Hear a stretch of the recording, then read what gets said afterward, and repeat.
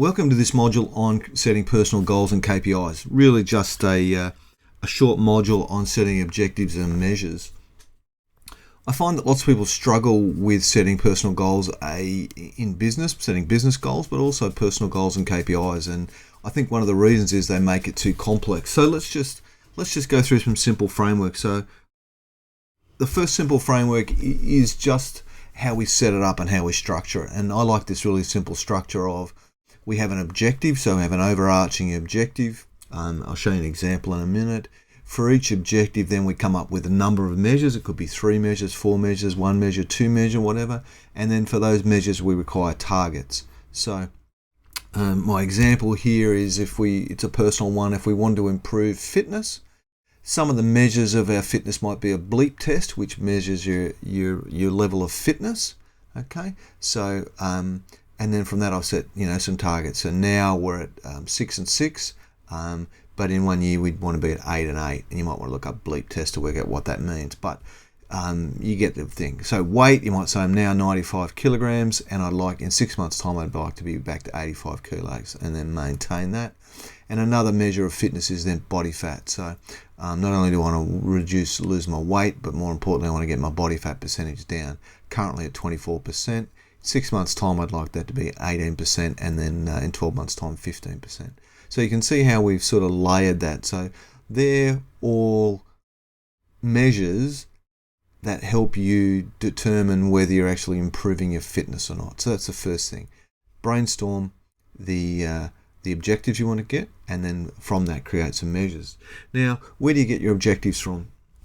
We're talking about personal and possibly some business goals here, but let's say in a personal situation, I would use something like the life balance model, which has been part of some of the other training that we've done, and use it. So you might set use each of these areas as areas in your life where you'd like to set some objectives. So the life balance, model talks about family, social, which is friends and colleagues and those sorts of things, personal finance, your philosophy and spiritual nature, your mental, which is your mental well-being, and also but your mental personal development, and then your health and fitness. So in the example here I've chosen one objective around health, but you might want to pick some other objectives in that space. So it's a really good model there. You don't have to have an objective for each area. Pick the ones that are most important to you, but it's a good place to get your objectives from.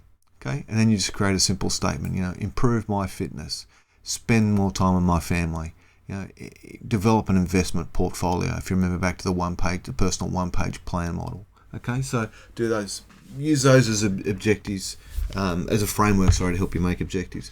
In the business area, I tend to use this balanced scorecard. So this is out of work by Kaplan and Norton, called the balanced scorecard. And basically the model says, if we've got good people and systems driving good processes in our businesses, those processes make our customers happy.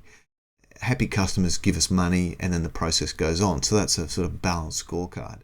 Now you can use those 4 areas to set yourself objectives for your business and then break those down. So you might look at your role and say, okay, really I'm just focused in that customer space, and maybe pull some customer objectives out, all right, to build into your framework. All right, so remember, use a simple framework: objectives, measures, and targets. And then to do that, we've given you a worksheet. So download the worksheet here. It's just really simple. So the area is, the area that you'd like to work in. Let's say it's health. The objective is improve my fitness. And then we went through some measures and some targets there. Now I've given you space to put a couple in here and there, but you can expand on this model as much as you like. Okay, so really simple concept. All right, so once you get that framework mapped out, sometimes it's a good idea to say, okay, that's where I'm going longer term. So you might have targets over 1, 2, 3, 4 years, but you might say, okay, let's pull out and let's set a key performance indicator for the next 12 months. So what I like to do there is just use this structure here. It's called VQTQ. Is a great way of creating a key performance indicator or measure. And basically VQTQ stands for, the bottom left hand side there says for verb, quantity, time frame, quality. Okay, so you create a simple statement. So convert some of your measures and targets into a simple statement. So, the example I've got here is I want to weigh 85 kilograms by the 30th of June at 18% body fat. Okay, so verb is weigh, quantity is 85 kilograms, time frame is by 30 June at 80% body fat is the quality measure. Okay, now sometimes you won't have a quality measure or a quantity. You may have one of the Qs. That's okay. It just might be weigh 85 kilos by 30 June. That's okay. Or it could be at 18% body fat by 30 June. Your choice. But sometimes they're more powerful if you combine them, because just weighing 85 kilograms by itself may not be enough. You actually may want to get your body fat down. All right. So that's the model for setting some personal goals.